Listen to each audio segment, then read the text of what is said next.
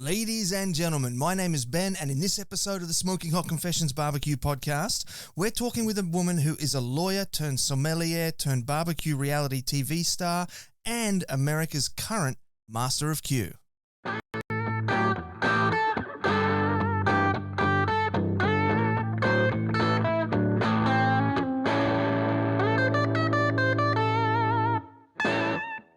Hey family, I hope you're well wherever you are and you got that thin blue smoke rolling. This episode is super cool. We're jumping all the way over to Ohio and we're talking with Blaire Roby, winner of this season of the Food Network's BBQ Brawl. She's also a lawyer, a mum, and runs pop-ups and competes. So I'm really looking forward to hearing about how she juggles all that and manages to just nail it all. Now, before we do get into that, I just need to run some announcements by you. First of all, I'd like to thank JAGRD Woodfired Smoker Ovens for coming on board as our partner for this podcast episode. If you're out there, you're in the market for a new smoker, they've got some beautiful smoker ovens, some gravity-fed cabinet smokers, custom asado grills, custom kitchen fit-outs. There's pretty much nothing Glenn can't put together, so contact Jules and Glenn and they'll get you sorted for whatever you need. Now, if you're at the beginning of your barbecue journey, head on over to our website, smokinghotconfessions.com, have a bit of a look around and a pop-up window is going to appear. And that is your chance to get a free copy of our ebook, The Beginner's Guide to Real Barbecue. That was recently awarded at the NBBQA conference over in the United States. So make sure you check that out. It's an award-winning read and it's everything you need to know to go from zero to hero in the world of low and slow barbecue. So smokinghotconfessions.com for that. And a big good morning to everybody who's joining us live right now in the Smoking Hot Confessions barbecue community on Facebook. If you're looking for a family-friendly barbecue group where you can just hang out and surprise, surprise, talk about barbecue, all the other guff is left at the door and we're all friendly, we're all lovely, and we'd love to have you join us there. And it's also where we record these live podcasts as well, so you can be a part of the show. Now, if you're watching this later on the replays on YouTube, make sure you give us a thumbs up, a subscribe, and hit that notification bell. Over on Facebook, it's all about the likes, the comments, and the shares. Instagram, we love the cute little love hearts on our IGTV channel, so make sure you hit them for us.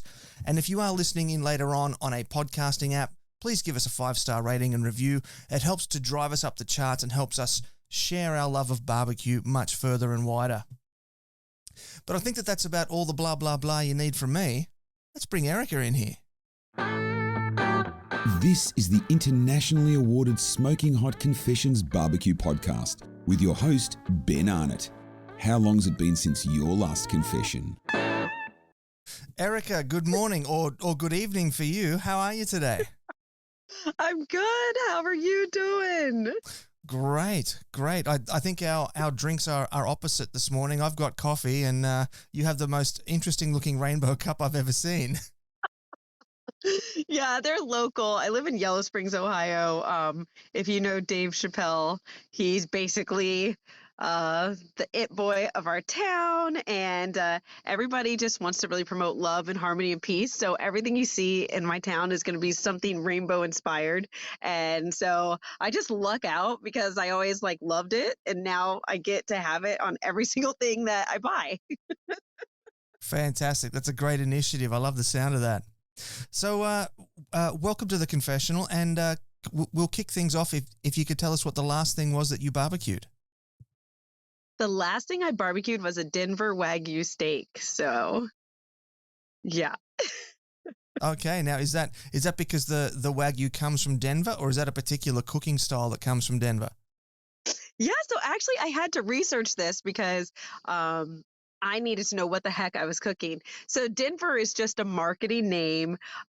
It's just a subprimal chuck cut that comes out of the Wagyu steak. And they started calling it a Denver steak instead of like a chuck round or roast or anything like that, so that they could start selling it individually as a steak. Oh, right. So they basically just invented this new type of steak. I'm sure whoever did was probably in the airport in Denver and was like, here we go. Oh, right. I thought maybe it might have been like that. They were trying to make a cowboy connection or something to it. That's what I thought. And I was so excited. So I of course, researched it. And then they're like, no, it's just for marketing. Sorry. That's awesome. So tell me how you like to do your steaks. Are you a direct grill person or a reverse sear person? Yeah, so for the most part, I will direct grill unless, I really am trying to do something to make a photo or to make a statement. And then for anything like that, I'm going to do reverse sear all day long. Yeah, I'm a bit of a reverse sear fan myself. I much prefer it. Now, what barbecue do you do that on? Oops, sorry, say it one more time. What barbecue do you do that on? All right, so you can probably see behind me, I have like the biggest. Let's see if I can take you over there. So I have this really cute little barbecue patio that I set up in my backyard. Yeah, right. I Look at don't know if that. you can see that. And so usually I'll either use my Pit Boss, which I just got and I'm obsessed with. I will show you this baby because I'm obsessed. So Pit Boss started making charcoal Kamado style grills. And I'm obsessed with that style. So let's see if you can see this baby. Do you see that? Yeah, right. Okay. Yep. Yeah, so I've been obsessed with that and I've been using that bad boy for everything. Before that, I used to use a big green egg and I had a Kamado Joe, which is actually going to a new home. So I had to get it off of my porch. Yep. I don't know if you can see that. I had Yeah, to I can get see that that. baby Yep. off the porch. It was so heavy. I had to get it down all these steps. Like, Wow. Did you just lay it on its side and just roll it down the staircase? I actually thought about it because I was so desperate. But then finally, like, I just waited until my husband came home and I was like, all right. I was like, will you please help me use the dolly to get this down? And we did. Yeah. And we got it down. It took like 20 minutes. Yeah, they weigh quite a lot. The first barbecue competition that I ever went in, there was a fella just across from me who was cooking on big green eggs, and he had like the big large size ones you could barely put your arms around, and he had to put on a furniture removalist's full like strapping kit, and then he had straps that he put around the big green egg and like clipped himself onto the big green egg, and then had to like bend from the knees and squat down and give it a big bear hug and stand it up and then sort of waddle it out into the truck. I feel his pain. I used 3 extra large big green eggs to compete in Memphis in May this year, and I was the first one that got to our site, and you have to get inspected by the fire marshal in order to pass. And so I had just put them like under the tent because I was like, well, I'm not cooking till tomorrow, so I'll do that. And they were like, in order to pass you, you have to roll them away from your tent. And I was all by myself, and I was like, oh no. But the adrenaline and the like desperation, I was able to move all 3 of them by myself. It was Wow. crazy. And there was a little ledge like this big, and that thing almost took me out. That little 2-inch ledge. And so they just stood there and they just watched you do it. Yeah. And they were just like waiting with their little ribbon so they could tie it around my site to say like she's not going to burn all of Memphis down. Okay. So the emphasis was on whether you had the ability to move them out, not the fact that they needed to be moved out. So they They didn't had to help be you. moved out. Yeah, no, they Right. had to be moved out, but I think they were enjoying the epic like battle I was having trying to move them by my. Nice. The first sort of major barbecue competition that I went in was also the first one that our city had ever had, and so the fire and food safety people really had no idea what they were talking about, and they came around, and they said, they said to me, oh look, you're going to have to move your marquees inside your tent, and we want all the walls up. And I said, No. excuse me? I said, excuse me? Are you trying to kill me? And they said, what do you mean? I said, these are charcoal barbecues, but they have to be outside and in the open air, or we're going to kill everybody inside the tent. And they went, oh, yeah. Okay. They're like, okay. good to You know. can leave them outside then. They're like, good to know. Yeah, it was a bit scary, actually, just how little they knew, and they were the ones like running around enforcing the rules. See, that's why you always question rules. Exactly. Yeah. So tell me, how'd you get into barbecue? I got into barbecue because I had just had my baby and I was at home and I couldn't really do much. So after probably about like a month and a half of doing everything else possible in my house, I was like, you know what? I'm gonna go like look out. My husband had this gas Weber. We still have it. It's actually right over here. And I was like, you know what? I'm gonna just start playing on it. And then about 3 weeks into that, my dad called and we were like going over his bucket list of what he wants to do when he retires. And he said that he always wanted to start a barbecue restaurant. And I was just like, that let's do it. I was like, and we hadn't barbecued together since I was a kid. I used to barbecue with my dad all the time, and more grilling than anything. We didn't really smoke that much. That's just not his style. And but he's great at it. So we started talking about it. And after that, like, of course, I'm like a very type A kind of person. So of course, well, if we're going to do this, we have to know everything and we have to have all the rules down. And I started watching TV, like barbecue pitmasters and everything like that. And I would go and I would like run out and practice. I bought myself a little charbroil smoker. I put it together and it's probably done all wrong. I'm pretty sure I messed up the firebox. And so I just started like practicing on that. And then I found out, like, from watching the TV shows, that there's like barbecue competitions. And that's right up my alley. I said, I love to compete. Let's go, baby. And so I signed up for barbecue competitions in the future. And I started looking to see like who could teach me competition barbecue. And so I started going through the people that were on that TV show and like Googling them, seeing if they had websites. And the first one I saw was Harry Sue. And he lives in Diamond Bar, California, and I lived in San Diego at the time. So I was like, oh, that's just a 4-hour ride. Let's do it. And so I booked it and I asked for time to go do it. I had a babysitter come and I was like, I'll be back in a day. Like, don't worry. And I got up there and all of a sudden I was just like overcome with fear because I'm like, I'm actually walking into Harry Sue's house. Like, he's on this property and I'm walking up here and I don't know what I'm doing and I'm on a charbroil. This like, this is gonna be so bad. Everybody else here is probably like a really like serious barbecuer, pitmaster, etc. And then there's me. But I didn't even have time to really like get into those fears enough to make me jump in my car and like turn around. As soon as I rounded the corner, there he stood. And he was so nice and so welcoming. And he was just like, come in, like, your family, let's have fun. And I was the only girl in the class, and everybody there was so nice though. Nobody was like, oh, this, little lady. Everybody was so welcoming and so warm. And then all of a sudden I realized, as I started doing more things like that, I went out to Georgia to Myron Mixon School and I spent 3 days there.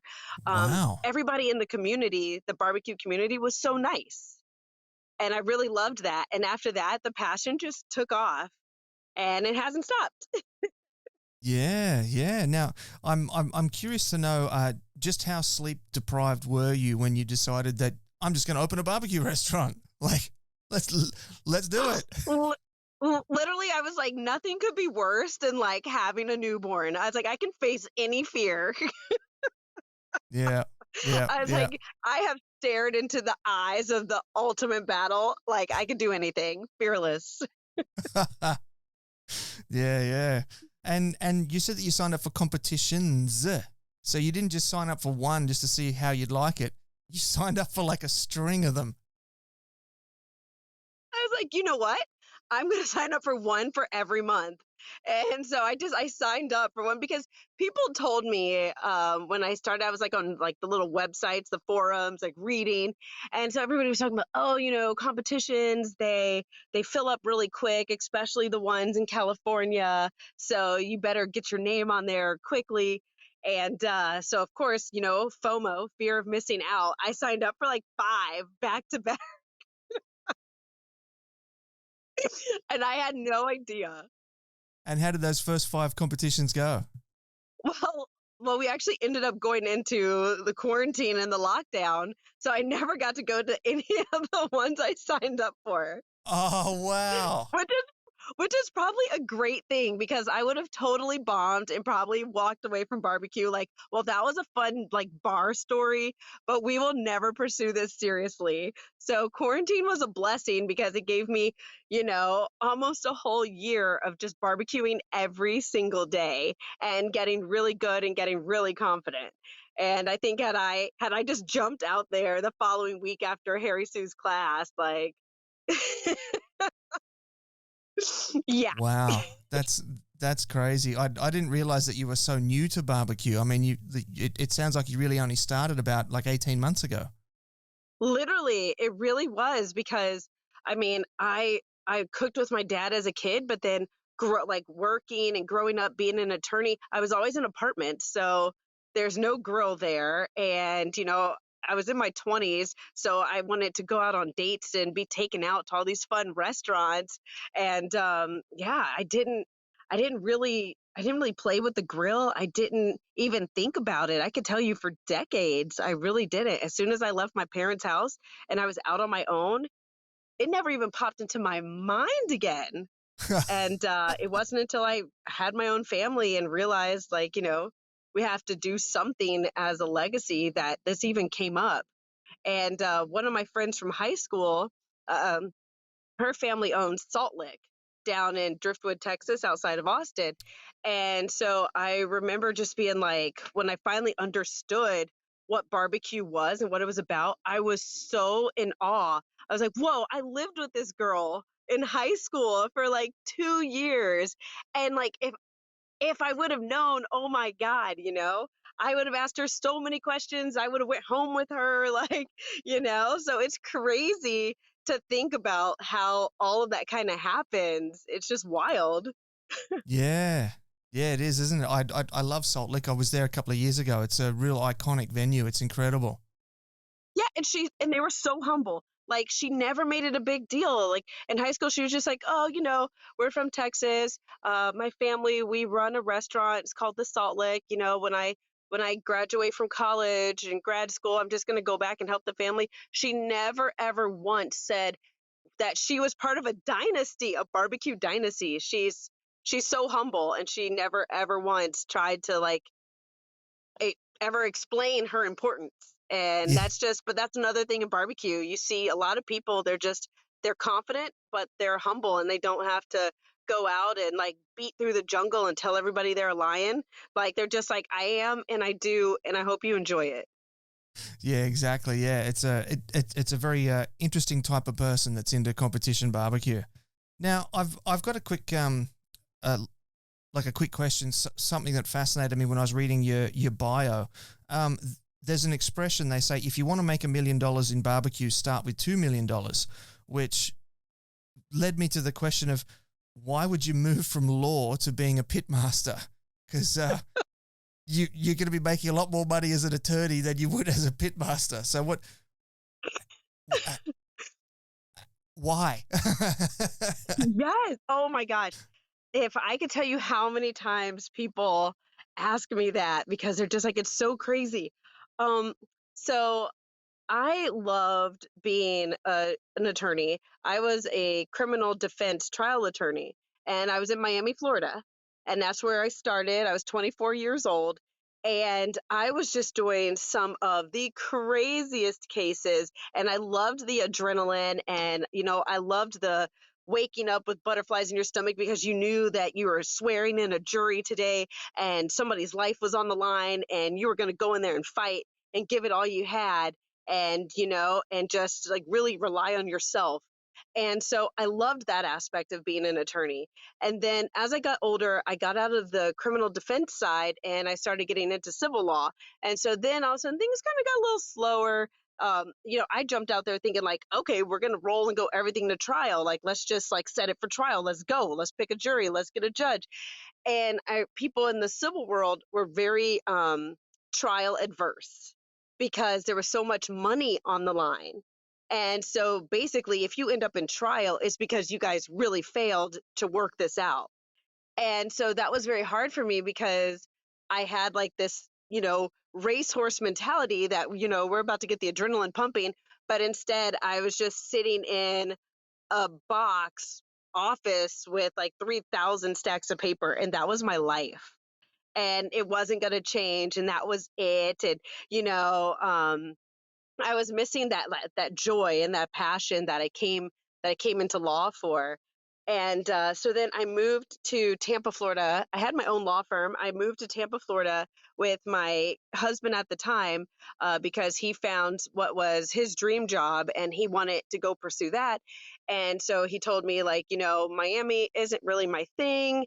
And I'm kind of just here for you and to support you and your dreams. And now I have a chance to do something for myself, and I really need you to like support my dreams. And so I was like, well, I'm not really tied to Miami. I'll go with you and I'll just make my law firm work up there.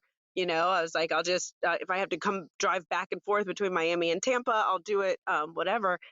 And so then when we actually got into Tampa, it was just like a total switch. And then he had this amazing job that he loved.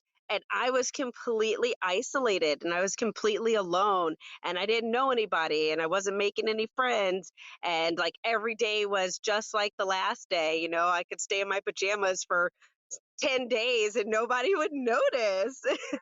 And I was like, this isn't living and this isn't who I am.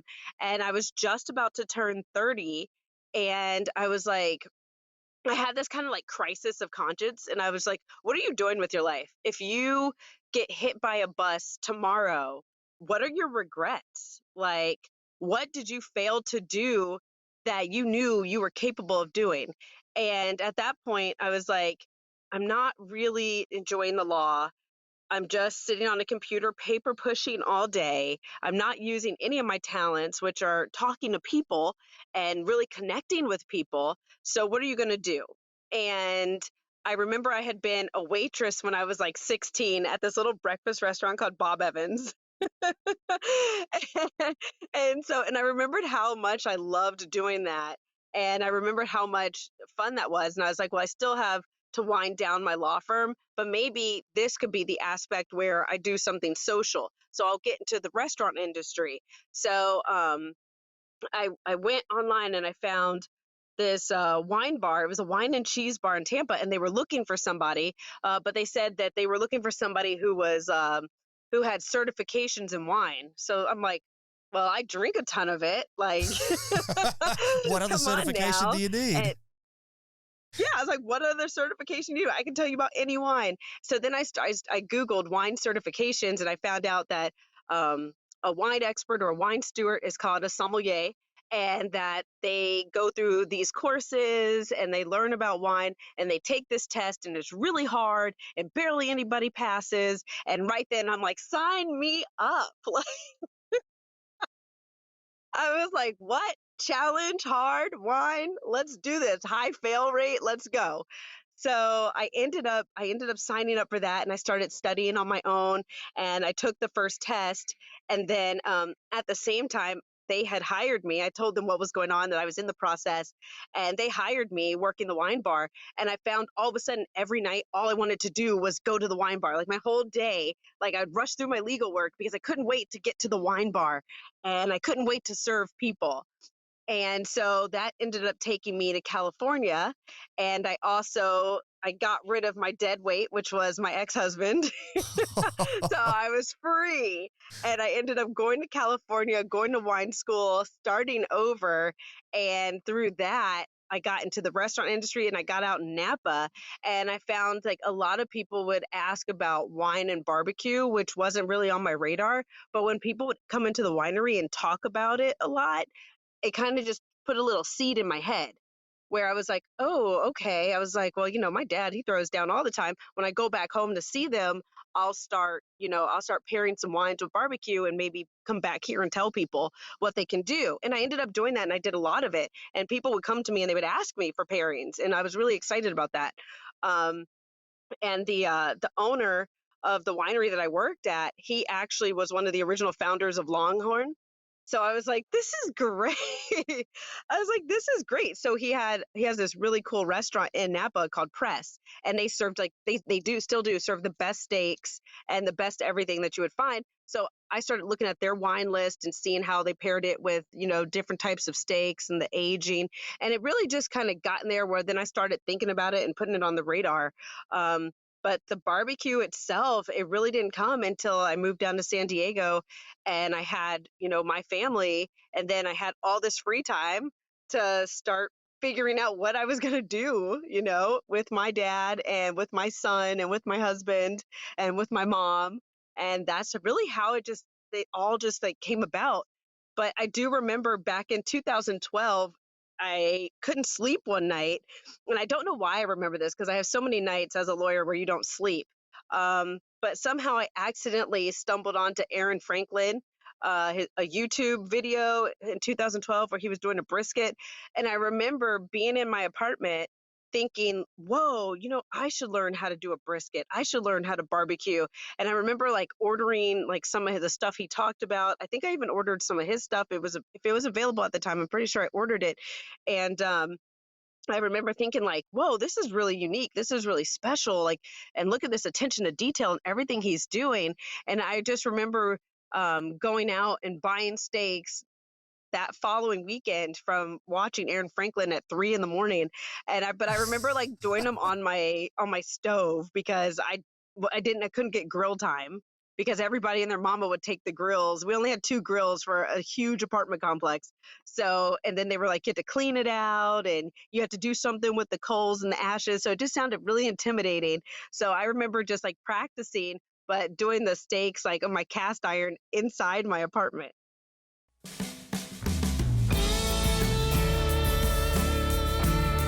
If you're looking for your next barbecue smoker or grill, JAGRD Woodfired has got what you need. Owners Julianne and Glenn are multiple award-winning barbecue competitors who've even travelled to the US to compete at the World Barbecue Championships in Houston, Texas. Based out of Perth and shipping nationwide, JAGRD is one of the largest pit builders in the country and has an ever-growing lineup of meat cooking machinery. Not only do they have their now famous smoker ovens, their incredibly efficient gravity-fed cabinets are proving extremely popular in commercial settings, and they also make some of the most stylish asado grills you're ever going to see. JAGRD is also well known for amazingly detailed custom work ranging from backyard designs all the way to installations in commercial kitchens. Proudly Australian designed, owned and manufactured, you can find out more at jagrdwoodfired.com.au. Spelled JAGRD. Once again, head to jagrdwoodfired.com.au, spelled JAGRD, to learn more.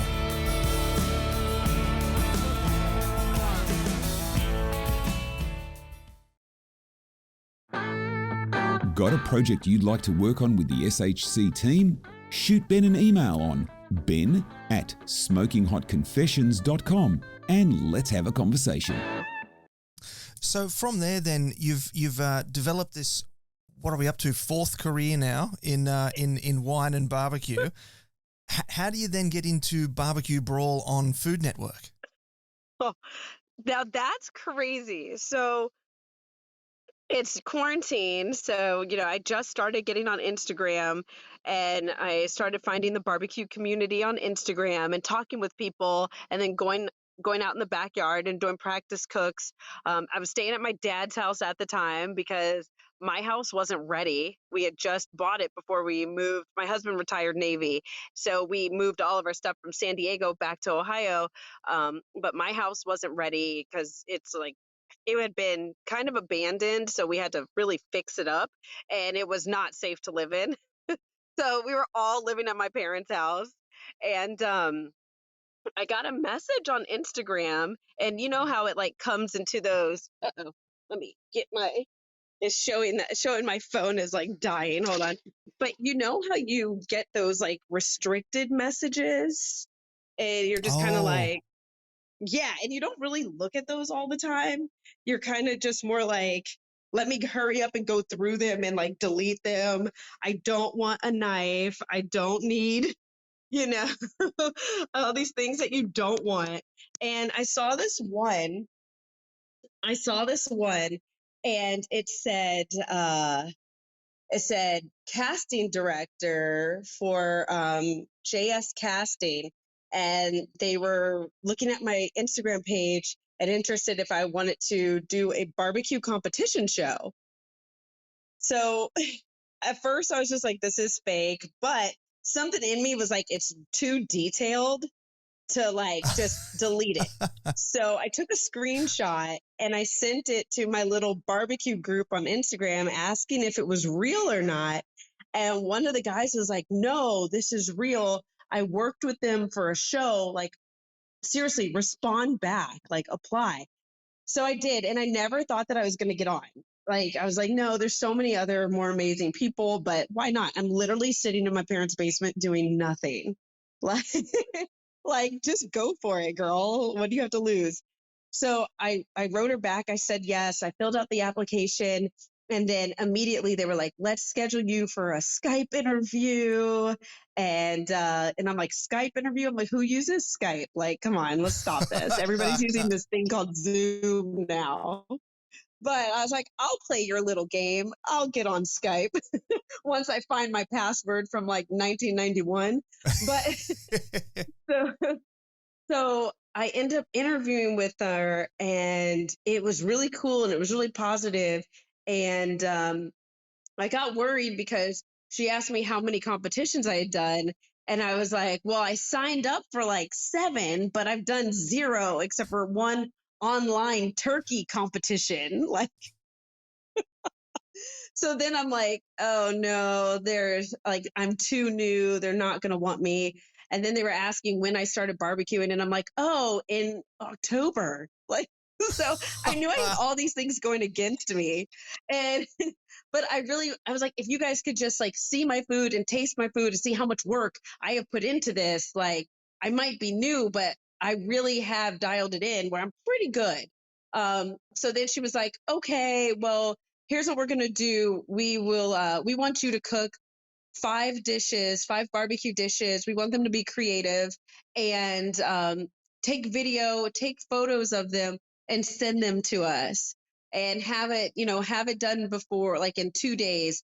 So I was like, I can do that. And so my husband and I were running out to grocery stores, trying to like source all these ingredients, and half the grocery stores are empty because it's quarantine.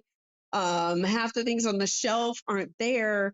And so we're literally spending hours going to different grocery stores. We got almost everything we needed. And I said, whatever we don't have, I'll work with it. So I started making all the food, taking pictures, taking videos. I went into my Instagram group and I was asking them, like, how do I take better photos? How do I take better pictures? And so they were helping me. They were telling me what to do. So I'd run over and I would do it. And then I sent them to her. And then after she got the pictures, I didn't hear from them for about a year. So I was kind of like, okay, like, it's all right. Like, and when I didn't hear from them in a month, I was kind of like, a little bummed out. But it had gotten me motivated where I knew that no matter what, as soon as competitions open, I'm going to go out there and I'm going to kill it, like regardless of what happens. But I didn't hear from anybody, and I would like go online and I would look and I would see like what's going on. And I didn't know what show it was for because they didn't have a name for the show. So I couldn't even like stalk anybody or stalk a hashtag. None of that. So I put it out of my mind, and I really focused on competing and getting ready to start a restaurant with my dad as soon as, quarantine was over. And then the next thing I know, January 2021 hits, and I get a phone call, and now it's Food Network calling. And I'm like, oh my gosh. I was like, oh no, what is happening? And they were like, hey, here's the show. It's BBQ Brawl. It's season 2 of BBQ Brawl. You're not on the show yet. We're still just gathering finalists, but you are a finalist. And they put me through a bunch more very detailed, very long interviews, phone interviews, everything, where they were really digging deep into like my culinary background and like my training and my techniques and the why behind everything you do. And I was really happy because I knew the why behind everything I do because I changed and gave up all of my other careers for this moment. So I didn't struggle on the why. I didn't have the story of, well, I've always done this and, I like to eat barbecue. Like, no, the why was I picked barbecue. Barbecue did not pick me. And so it was one of those things where they were like, okay, we're going to get back with you. We'll let you know. And then the next thing I know, it's like, what's your availability for these weeks and this month? All right, we're going to send you, your plane ticket and we'll see you in Austin, Texas. Wow. And I was just like, oh my Lord, like, is this really happening? And I don't think I thought it was real because I was very calm the whole time until I actually set foot in the hotel where we were staying. And then I started seeing the other competitors and I was like, oh my God, that's Burnt Finger Megan. Like, I watched Smoking Ribbon 30 times. I'm like, please let her be a judge, or no, please don't be a judge. Like, I started seeing, I saw Chef Ara, and I'm like, that's Ara. He opened up every single Wolfgang puck in the world. Please don't let him be a competitor. Like, so then I started getting really scared. And it hit me what I had done. And I remember just like calling my dad and being like, oh, Dad, I finally sold one wolf ticket too many, and I'm about to get blasted on a national stage. I'll change. I'll go by my middle name so nobody links me to you. I'm so sorry. What did you call it before? A wolf ticket? Yeah. So, like a wolf ticket is when you oversell or overpromise something that you cannot deliver. Okay. Yep. Gotcha. So yeah, they're like, oh, he's up there selling wolf tickets again. Usually it's like if you're getting in a fight and you're at a bar or something and you're like puffing up your chest and talking about how tough you are and how you're going to wipe the floor with somebody and everybody knows that you can't fight. They know you're going to need backup. Like, they're like, oh, there's Ben selling wolf tickets again. Everybody get ready to go save them. Like, yeah, fair enough. And so, what was the actual recording process like? Was it everything crammed into a week, or was it a month? And then you were working with Bobby Flay as well. The pressure, like, tell us what the actual recording process was like. Yeah, so we were actually there for the full time, and what happens is what people don't realize is you will cook for a day or you will cook for 2 days straight. And you have to get up around 5 if especially for the ladies, if you're putting on makeup and you don't want your face to look tired, so you want your face to have time to wake up and you want to eat something, you have to get up around 5 in the morning. And then call time was usually like 7 a.m. If you were lucky, sometimes it was 8 a.m. But usually you were on set getting mic'd up, getting everything ready for your station, for yourself, your knives, make sure they're sharp. All that was happening by 8 a.m. every day.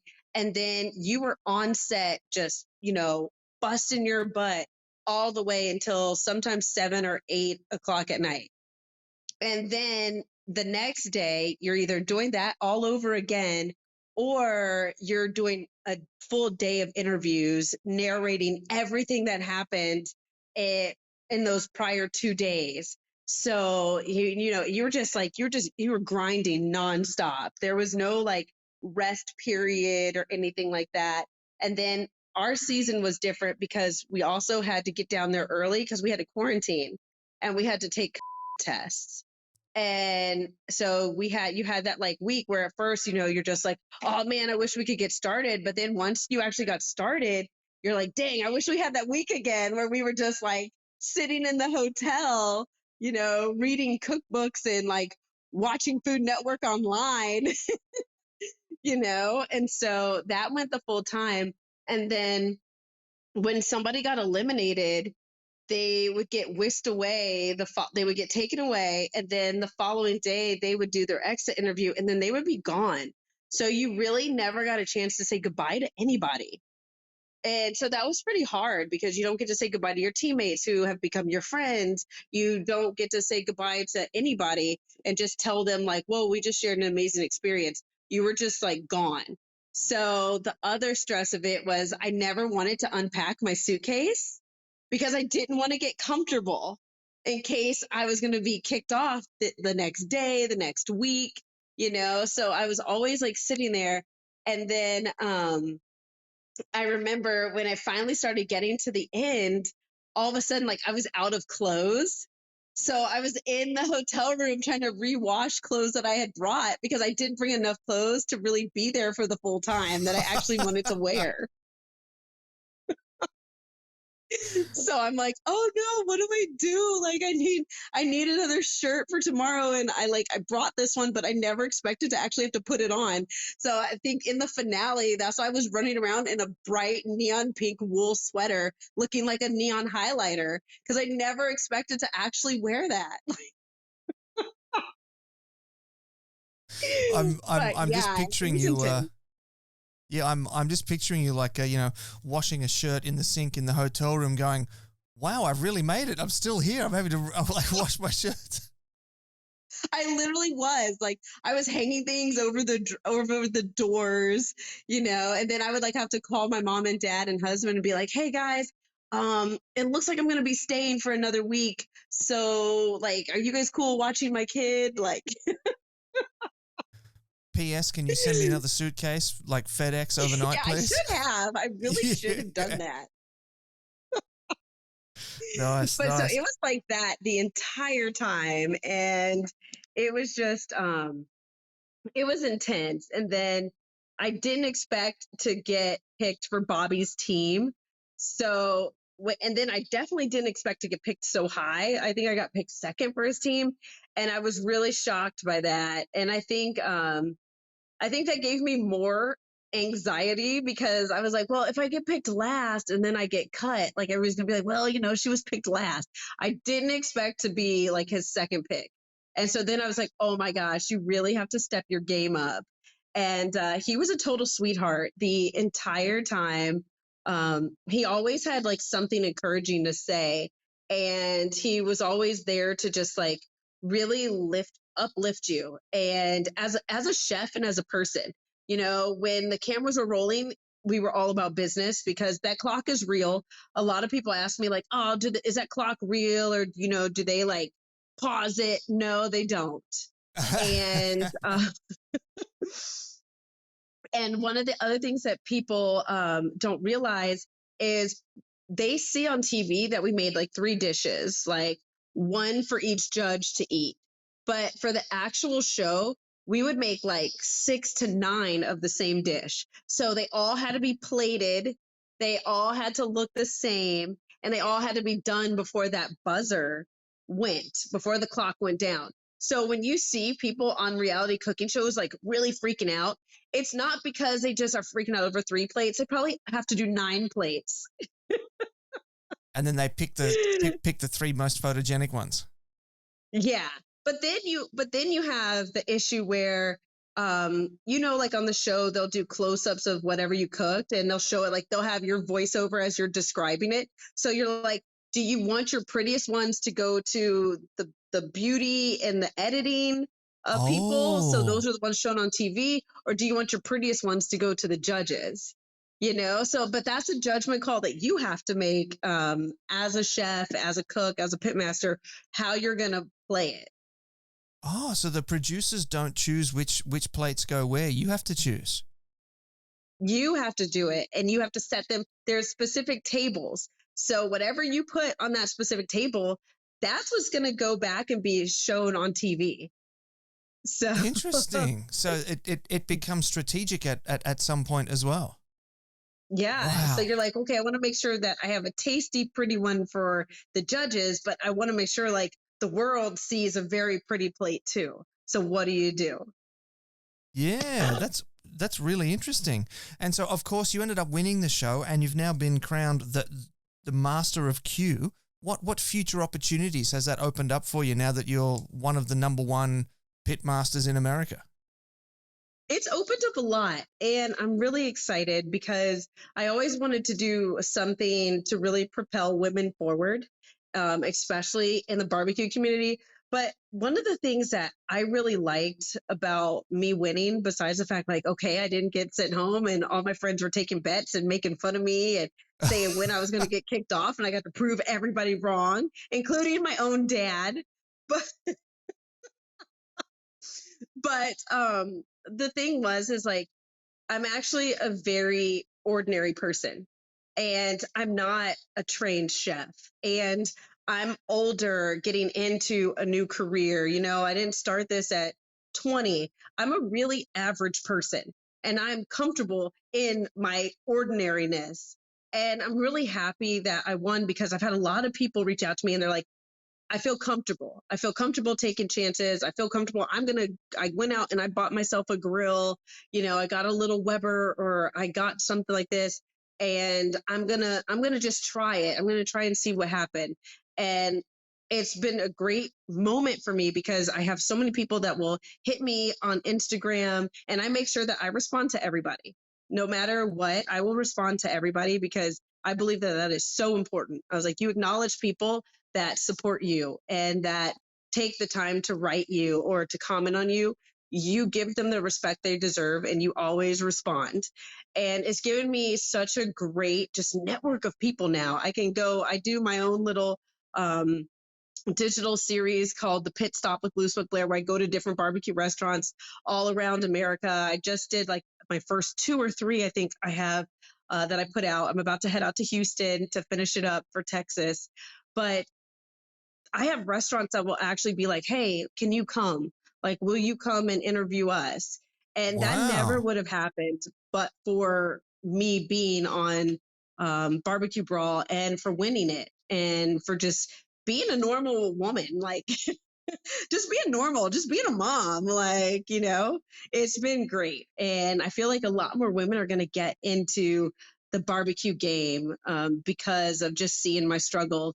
And, if you watch the whole season, you'll see like there were times where, I mean, I was on the chopping block 3 times, and it's what it is. I was never perfect, and I was never out there saying I'm a trained chef and I'm this, I'm that. No, I was always just Erica. And you could experience the raw human emotions through me. Like, I cried, I laughed, I got angry. There was no pretense and there was no pretension with me. I really was the same person I am at my house and with my friends. I was the same person on TV. And I was so grateful that that got to shine through. And I hope that that resonated with people so that they'll get out there. And if they're in a career that they don't want to be in or that they're not feeling fulfilled, that they know, like, hey, you know what? Let me go take a chance on myself, invest in myself, and see where that song in my heart leads me. And I hope that people saw that through my whole journey on this show. You're listening to the internationally awarded Smoking Hot Confessions podcast with massive barbecue nerd Ben Arnott. Okay, so that brings us out now to the third segment of the show, and this is where our guests get to share some wisdom, impart some knowledge to the listeners and the viewers. And you wanted to talk about mastering live fire cooking today, so I'm going to just sort of throw it over to you, and I'm going to sit back and just take some notes and ask some questions. Yeah. So live fire cooking it sounds intimidating, but it really isn't. And because it always seemed intimidating, that's exactly why I went head first into it. And if you really think about it, it is the most primal way of cooking. And it's actually very simple. And a lot of people just get intimidated because they're like, oh, flame is touching meat. This is going to be a disaster. But I'm here to tell you that it's not. And what you want to look for is the thickness of your meat, because you're really not going to be using a temperature thermometer or a probe. You really are going to be going purely ancestral and going by smell, sight, and feel. And make sure that it's also a healthier way of cooking, because you're not going to over season or over oil any of your meats, because you need it kind of almost in its most natural form as possible. For me, I just started with coarse black pepper and sea salt, and just really letting that rest and having patience and letting that rest into your meat, and then go get your grill ready. And when those ashes burn over and they start turning white, that's when you can just lay your meat directly on it. And it's easy and it's fun. And you're not going to mess it up because you're standing right there. And it's quick. I mean, I've done steaks in 5 minutes doing it this way. I actually tried a chicken wing the other day that didn't work out, but it smelled good for the first minute. But live fire cooking is the most authentic form, and it's something that everybody can do. And you don't need to have a big fancy smoker. All you need is a bowl. Sometimes you can even make a rock structure. So this is one of the things that I actually do with my son. I'll have him go gather rocks out in the yard, and we will use those rocks. I'll start just the bottom of a little Weber, or I'll do my pit boss that I have right now, and I will have him go gather rocks, and then I'll put the rocks on top of my charcoals, and I'll let them heat up, and we'll actually cook the food on top of the rocks, and of course wash them off first. but but it's a good way of just keeping good, clean, simple eating without overthinking anything. And that's something that I really hope that people have more confidence and start trying, is just live fire cooking. Go get yourself a pack of ribeyes and just do it directly on the coals. You're going to have an amazing steak. Right. So that's the old caveman technique is what they're calling it. Yes, it really is. It really connects you to your roots. It connects you to who you are. And I always tell everybody this: the reason that you're standing here today is because of a pitmaster back in the day who was cooking over live fire to keep you and your generations alive. So you have it in you. Just do it and don't shy away from it, and get experimental. You can do your vegetables on there. I've also used different type of woods. You can see on my Instagram page, and actually on BBQ Brawl, I did a live fire where I soaked a filet in a wine, wrapped it in a towel, and threw it right on the coals and cooked it. And it was the best filet that 3 of the judges said that they had ever had. And that was just a simple, primitive way of cooking. And it lends itself to you not messing up, because you know you have to take your time and get it on there and get it off. So it's just something that everybody should try. Yeah, sounds delicious. I want to go and give that a crack this afternoon, I think. I like that. Yeah, so if you look it up, and you can also do it with pork, it's called lomo al trapo. And it's very popular in Colombia, but you just soak a dish towel, wrap up your meat in there, wrap your filet, your beef tenderloin, wrap it up in there. You put a little layer of coarse sea salt. If you want some other seasoning in there, go ahead, hit it with that butcher's twine, and then just throw it like a little envelope.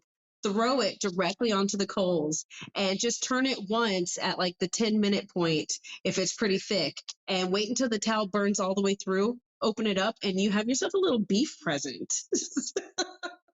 Wow. I'm going to have to go and look that up. I've never actually heard of that before. Yeah. And you can see it. I think I did it on episode 6 or 7 on BBQ Brawl. So you can see it happening. You can see it going down. Yeah, I don't think it's been released in Australia yet, so I might have to reach out through the internet and find some magic ways of watching it. Or you can just go on my Instagram page. I have it. I think I did it 2 years ago on my Instagram page. It was one of my first cooks, so you can see it there as well. There you go. There you go. I'll definitely check that out. Well, look, that's probably a good point for us to start to wrap this episode up. So I'm going to throw it over to you now. Give some thanks, give some praise, give some shout outs to people that have helped you out along the way. And of course, tell everybody where they can track you down on the internet. So you can track me down on Instagram. Blue Smoke Blaire is my handle, and I would be more than happy to talk with you, to meet you, to see what you do. I would love that. And I really just want to thank you for reaching out to me. This was so cool and awesome. And you have an amazing thing that you do. I see that you just clean up at the MBBQA, and I love that. And now I see why you clean up, because you're amazing. And to all of, my social media pitmasters who were in all the groups with me that taught me so much, and to my dad and my family for all the sacrifices they make, and to my sponsor, Mason Hill. They did so much. They went above and beyond. They sponsored a Wagyu beef box for every single week that I was on the show. And I mean, that racked up into the thousands of dollars, and they didn't shy away from doing that to show their love and their support for me. So I am so supremely grateful and appreciative. I love you guys all. That sounds like you got a great team behind you there. So thanks very much for your time, and enjoy the rest of your evening. All right. And I guess enjoy your morning, your day. I'm getting ready for lunchtime. I'm going to go try and find a steak somewhere. Thank you so much. Appreciate you. Bye. Alrighty, there you have it, family. That was, of course, Erica Blaire Roby from the Blue Smoke Blaire team. Absolutely incredible lady, just crushing it at the moment. Incredibly empowered, incredibly dedicated. I mean, we've just heard her talk about not only was she a top attorney doing defense trials at age 24, I think it was, she said, which is just phenomenal. She then decided she was going to retrain into 3 other careers, and now in 18 months, 2 years of barbecue, she's winning the Masters of Q award on BBQ Brawl. I mean, what a dedicated, hardworking pitmaster. That's just a phenomenal story, and I'm really glad that we got to share that today. Now, before we wrap this up and before I let you go, just a quick reminder of the announcements from the top. Huge shout out once again, and thank you to JAGRD Woodfired for coming on board as our podcast partner for this episode and helping us bring you this incredible story today. If you're in the market for a new smoker or grill, do check them out. They do some incredibly detailed work. Head on over to SmokingHotConfessions.com, grab yourself your free ebook, The Beginner's Guide to Real Barbecue, awarded at NBBQA, has everything you need to know to go from zero to hero in the world of backyard barbecue. Join us in the Smoking Hot Confessions barbecue community on Facebook. You can be a part of these live podcast recordings, and also it's family friendly. We just hang out, talk about barbecue, and all the other guff is just left at the door. So come and join us. We'd love to see you there. And if you're catching up on this on the socials later on, do the thing for us. Give us the thumbs up, the shares, the likes, the comments, all that sort of stuff. We would really appreciate that and love you forever. So that really is all the time we have for today. So till next time, take care of each other and keep on queuing. Thanks for listening to the Smoking Hot Confessions podcast. Head on over to SmokingHotConfessions.com for recipes, tips, and Ben's own confessions.